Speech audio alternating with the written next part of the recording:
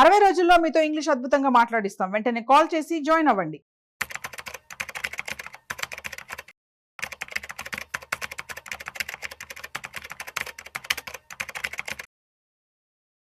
Hello అండి, నమస్తే. నమస్తే అమ్మా కీర్తి. సార్. సార్, ఇప్పుడు మనకి మార్కెట్స్లో ఇన్వెస్ట్ చేస్తే మంచిగా మనకి రిటర్న్స్ వస్తాయని చెప్తున్నారు కదా. సో సెన్సెక్స్ కానీ నిఫ్టీ 500 ఇలాంటి వాటిలో ఇన్వెస్ట్ చేస్తే బెటర్ అన్నారు.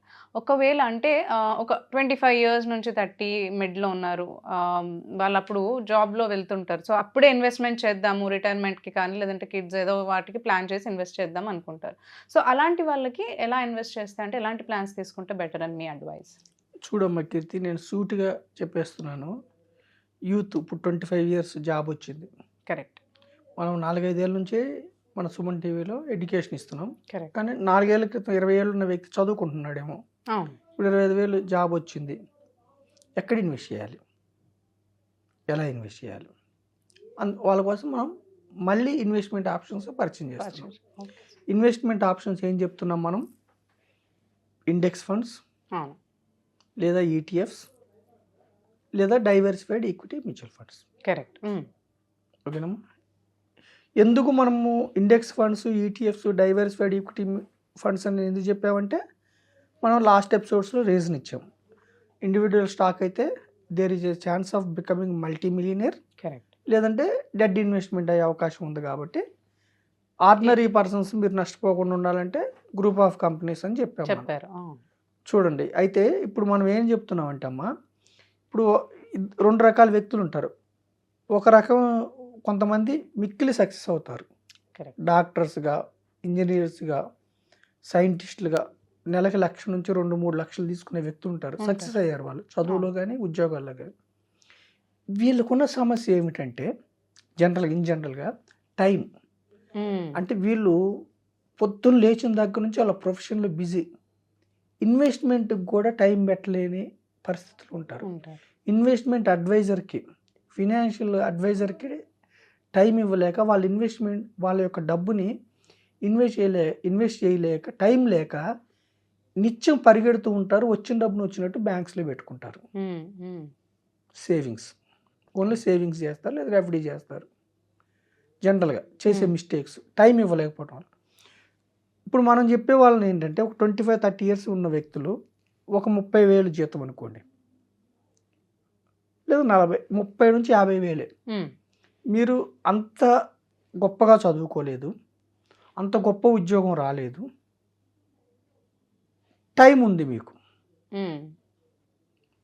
మిక్కిలి సక్సెస్ కాలేదు, కానీ మీకు టైం ఉంది. మీరు వైజ్గా ఇన్వెస్ట్ చేస్తే, ఈ గ్రూప్ ఆఫ్ పీపుల్ 25 ఏళ్ళ నుంచి 30 ఏళ్ళ ఉన్న వ్యక్తి మీరు వైజ్గా ఇన్వెస్ట్ చేస్తే, నేను చెప్పిన వాటిలో ఒక 10 yearsలో మీరు బాగా సక్సెస్ అయిన వాళ్ళు టైం లేక ఇన్వెస్ట్ చేయలేకపోతే వాళ్ళని మీరు బీట్ చేయొచ్చు.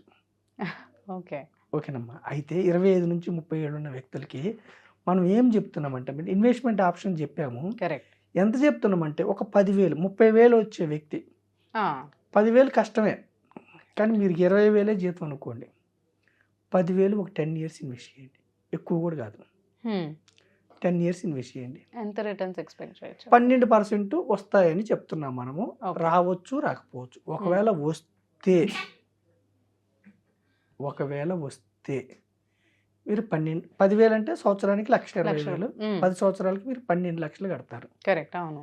మీకు సుమారుగా 24 లక్షలు. 12% వర్కౌట్ అయితే 24 లక్షలు వస్తుంది. 24 లక్షలతో జీవితం ఏమైనా మారిపోతుందా? మారదు. కానీ ఇప్పుడు కట్టింది మీరు 10,000, 10 సంవత్సరాలు. 10 years తర్వాత 25 ఏళ్ళు ఉన్న వ్యక్తి 35 సంవత్సరాల తర్వాత 24 లక్షలు వస్తే, దీన్ని మీరు వాడుకోకుండా ప్యాసివ్ ఇన్కమ్ లాగా తీసుకుంటే దాన్ని సిస్టమాటిక్ విత్డ్రాయల్ ప్లాన్ అంటారు. మ్యూచువల్ ఫండ్స్లో మీకు ఒక సంపద, ఫస్ట్ ఫైనాన్షియల్ అసెట్ బిల్డ్ చేసుకున్న తర్వాత ప్రతి నెల దాంట్లో నుంచి 10 years తర్వాత మీరు తీసుకుంటే 24 లక్షలు అయిన తర్వాత సుమారుగా మీకు 18,000, 20,000 తీసుకోవచ్చు. ఓకే.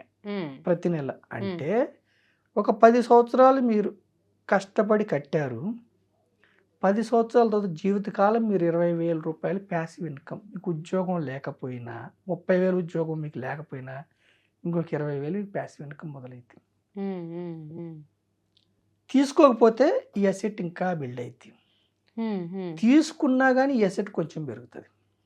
కరెక్ట్. 10 ఏళ్ళు తర్వాత కూడా మీకు ఉద్యోగం ఉందనుకోండి, సపోజ్ 25 ఏళ్ళ వ్యక్తి 28 ఏళ్ళ వ్యక్తి 10 ఏళ్ళు కట్టిన తర్వాత కూడా మీరు ఉద్యోగం ఉంది, మీరు ఈ అసెట్లో నుంచి తీసుకోవట్లేదు, ఇంకొక 5 ఏళ్ళు ఎక్స్ట్రా కడితే మీరు కట్టే అమౌంట్ 18 లక్షలు, కానీ మీకు 48 లక్షలు అవుద్ది. 12% అంటే పవర్ ఆఫ్ కాంపౌండింగ్ ఆ నెక్స్ట్ 5 ఇయర్స్లో బాగా పెరుగుతుంది. 10 ఏళ్ళకి మీకు 24 లక్షలు అయితే నెక్స్ట్ 5 ఏళ్ళకి ఇంకొక 24 లక్షలు పెరుగుతుంది. అంటే మనకి ఇప్పుడు కాస్ట్ ఆఫ్ లివింగ్ కూడా పెరుగుంటుంది కదా. కాస్ట్ ఆఫ్ లివింగ్ కూడా పెరుగుతుంది. మనకి 12% రిటర్న్స్ ఎక్స్పెక్ట్ చేస్తే కాస్ట్ ఆఫ్ లివింగ్ 6% ఇన్ఫ్లేషన్. అదే అంటున్నాను. 48 లక్షలు 24 లక్షలు కాస్ట్ ఆఫ్ లివింగ్ రూపాయలు పోయినా ఇంకా 24 లక్షలు మిగులుతుంది. అసలు ఇన్వెస్ట్ చేయలేదు. అదే అంటున్నాను. -6% మైనస్ కదా. 6% డబ్బు చదువు తిన్నట్టు వెళ్ళిపోతూ ఉంటుంది కదా. ఇన్వెస్ట్ చేస్తే 12% వచ్చే అవకాశం ఉంది కదా. సో మనం ఏమంటున్నాం అంటే 25 ఏళ్ళ నుంచి 30 ఏళ్ళు ఉన్న వ్యక్తి వెంటనే ఇన్వెస్ట్మెంట్ స్టార్ట్ చేయండి. ఫస్టే మీరు ఈఎంఐలకు వెళ్ళొద్దు. కరెక్ట్. ఫస్టే తొందరపడి మీరు ఇల్లు కొనుక్కోవద్దు. ఇల్లు మంచిది, మీకు దీర్ఘకాలంలో పెరుగుతుంది ఇంటి వాల్యూ మీరు కట్టిన వడ్డీ కంటే. కాకపోతే ఫైనాన్షియల్ అసెట్ లేకుండా మీరు కొనుక్కుంటే వచ్చిన జీతం వచ్చినట్టుగా మీరు ఈఎంఐలకు వెళ్తుంది, తర్వాత మీకు భరోసా ఉండదు. అదే మీరు ఒక 10 ఇయర్స్ మీరు ఒక అసెట్ బిల్డ్ చేసుకుంటే ఇల్లు కొనే స్థితిలో లేకపోయినా ఈ ఫైనాన్షియల్ అసెట్ మిమ్మల్ని జీవితకాలంలో ముందుకు తీసుకెళ్తుంది. యూత్కి నేనేం చెప్తున్నానంటే మీరు ఇన్వెస్ట్మెంట్కి పరిశీలించండి. నెలకు 10,000తోనే ఇన్వెస్ట్మెంట్ ఆప్షన్ పరిశీలించండి.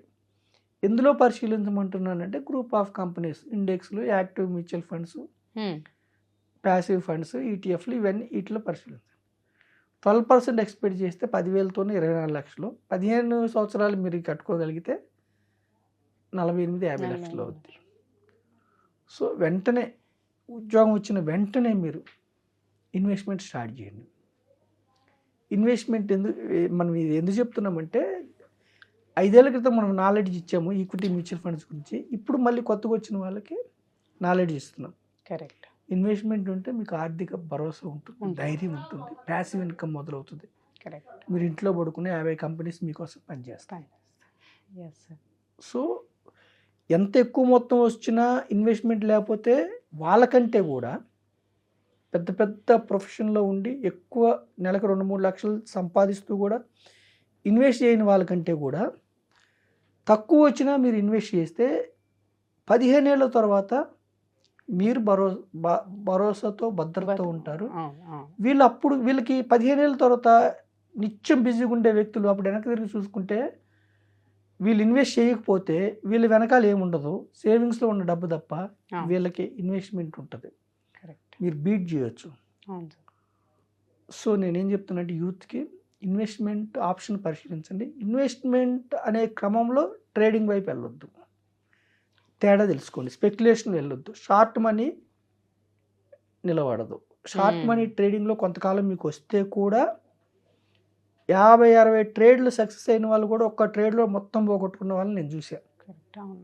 సో ట్రేడింగ్ మీకు ఒక హేతుబద్ధత లేనిది, ఇన్వెస్ట్మెంట్ మీకు ఒక హేతుబద్ధత ఉన్నది. దేశంలో టాప్ మోస్ట్ కంపెనీస్లో owners investment. So trading avoid చేయండి, ఇంట్రాడే అవాయిడ్ చేయండి.